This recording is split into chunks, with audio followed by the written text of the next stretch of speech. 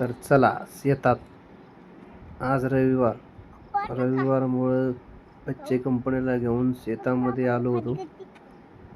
शेतामध्ये गहू चांगला आहे.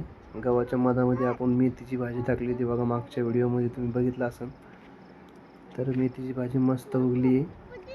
आणि हा शंभू आणि श्रेयस दादा मस्त गव्हाच्या कडीने येडा करीत चाललेले.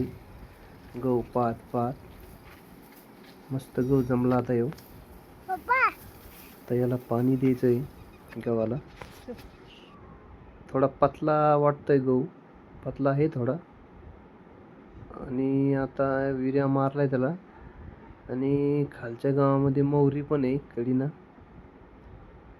मोहऱ्या मस्त मोहरी आले, त्याला फुलं लागले आता मोहऱ्याला.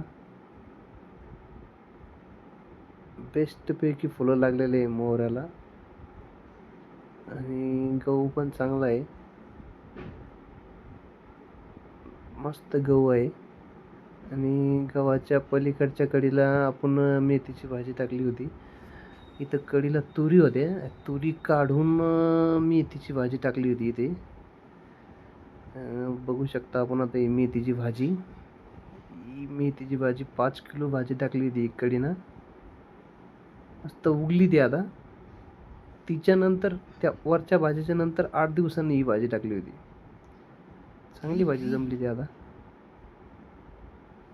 आणि शंभू दादा आणि श्रेयस भाजीतूनच चला लागले. त्यांना म्हणलं भाजीच्या कडीनं चला म्हणून. शंभू काही ऐकायला नाही. आणि आता बघा ऊसाच्या शेतात आलोय. ऊस उगूच राहिलाय. गवत झालं त्याच्यामध्ये जास्त.